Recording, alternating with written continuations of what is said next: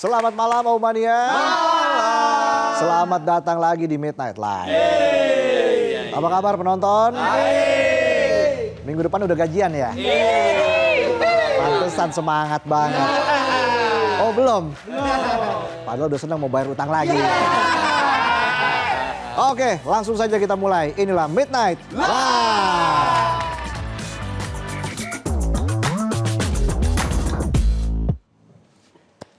Berita malam ini datang dari aksi Komisi Pemberantasan Korupsi atau KPK yang Senin kemarin melakukan operasi tangkap tangan OTT terhadap 2 kepala daerah sekaligus. Wih, KPK keren. Satu wali kota Madiun, satu lagi Bupati Pati.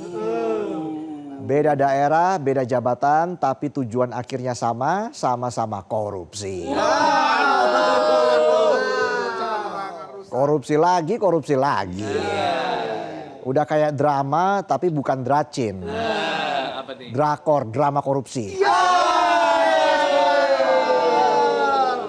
Biasa hidup mewah sekarang jadi susah. Rasain. Biasa makan fine dining sekarang palanya jadi pening.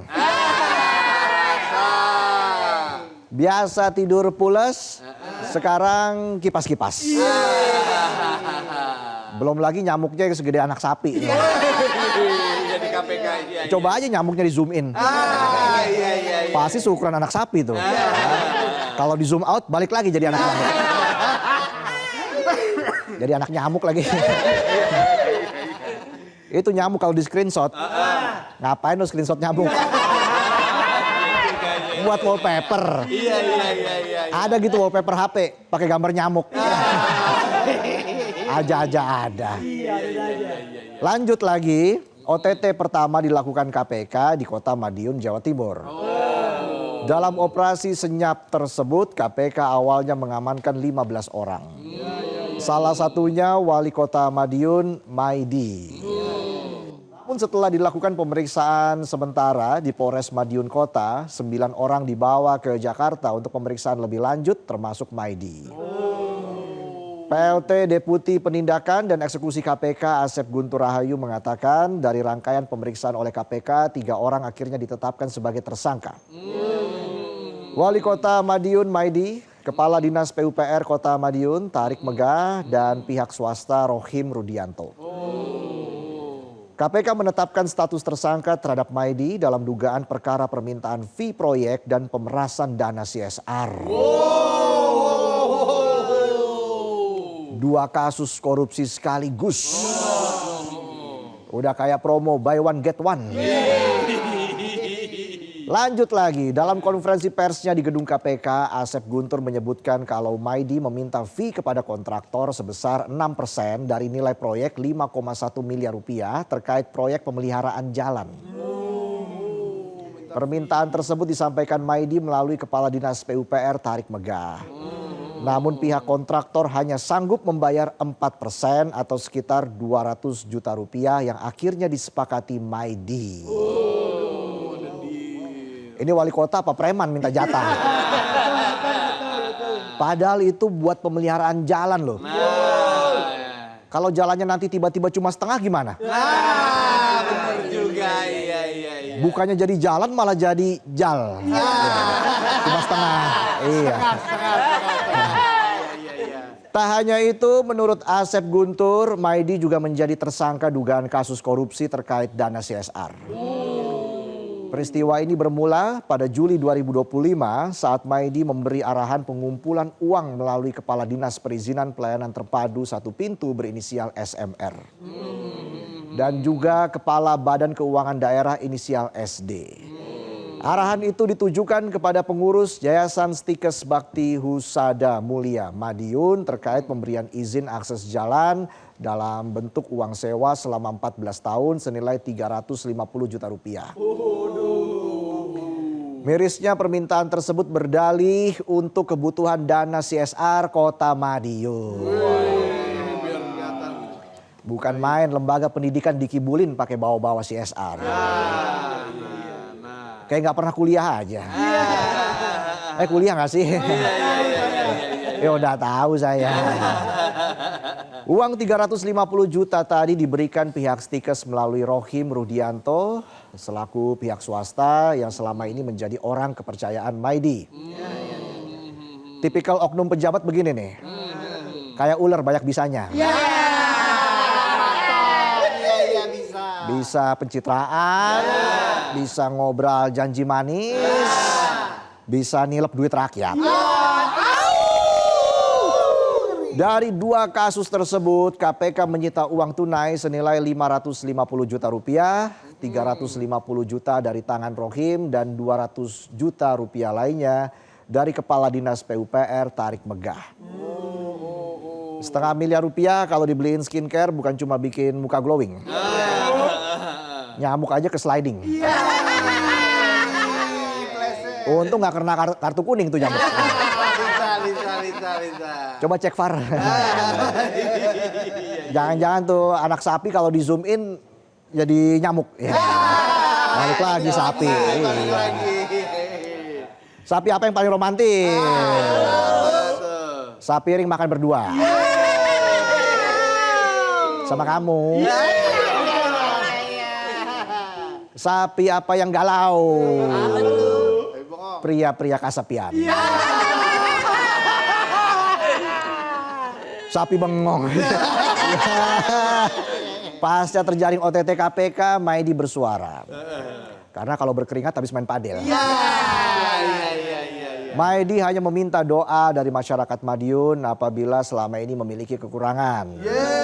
Gitu aja. Karena kalau kelebihan namanya truk odol. Kelebihan muatan. Nasib sama juga dialami Bupati Pati Sudewo yang terjerat OTT KPK bersama 2 camat, 3 kepala desa dan 2 calon perangkat desa atau caperdes. Udah kayak rombongan besan ke nikahan. Di belakang mobil tinggal tempel stiker tuh dari keluarga OTT KPK. Menurut PLT Deputi Penindakan dan Eksekusi KPK Asep Guntur Rahayu, Sudewo sengaja melakukan pemerasan dengan menjual beli jabatan caperdes. Jangan-jangan jualan jabatannya sambil live tok-tok. Jabatan caperdes langsung keranjang kuningnya kakak.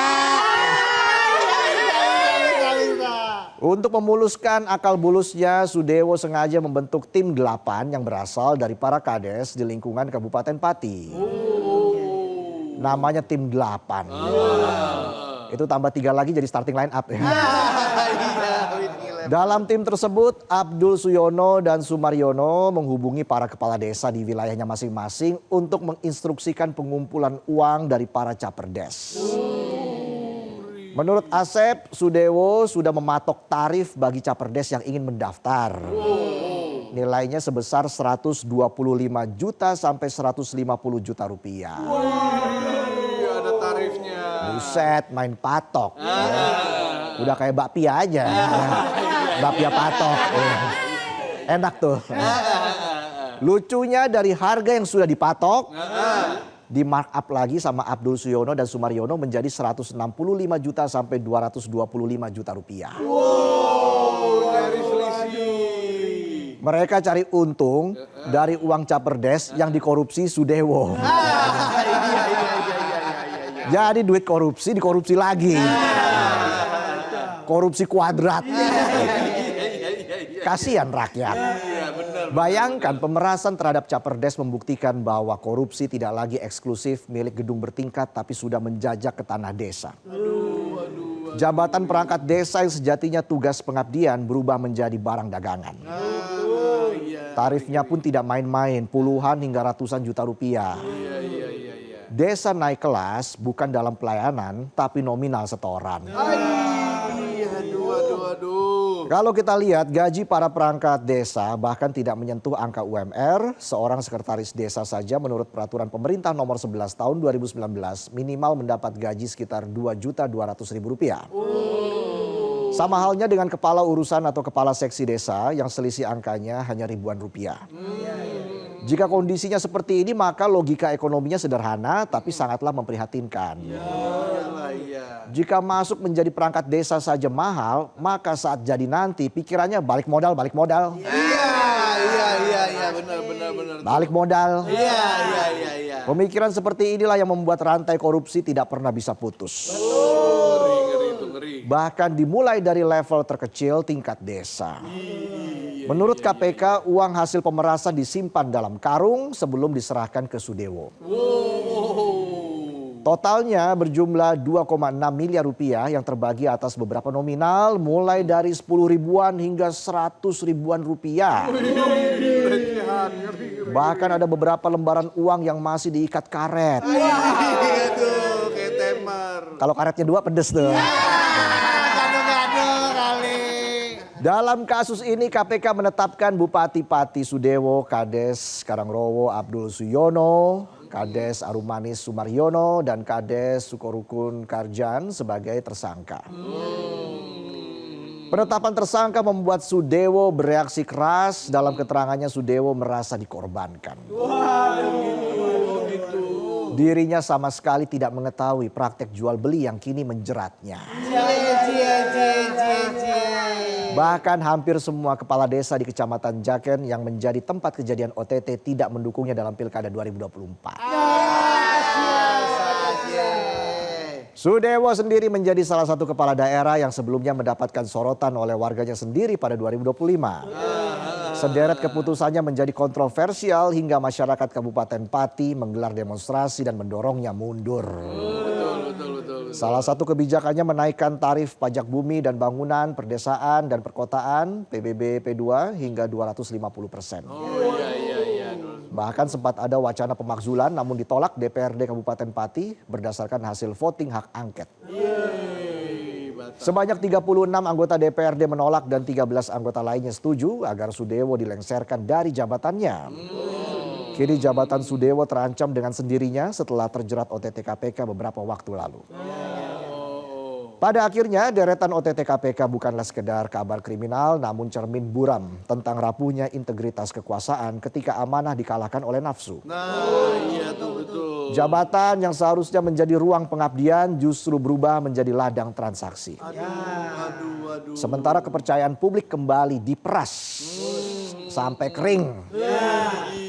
Dari Madiun hingga Pati, pola yang sama berulang terus. Kekuasaan tanpa moral hanya akan melahirkan kehancuran bukan kesejahteraan. Betul. Maka pertanyaannya bukan lagi siapa yang tertangkap hari ini, melainkan kapan siklus ini benar-benar diputus. Sebab selama korupsi masih dianggap peluang, maka sejarah kelam akan terus menulis nama-nama baru koruptor.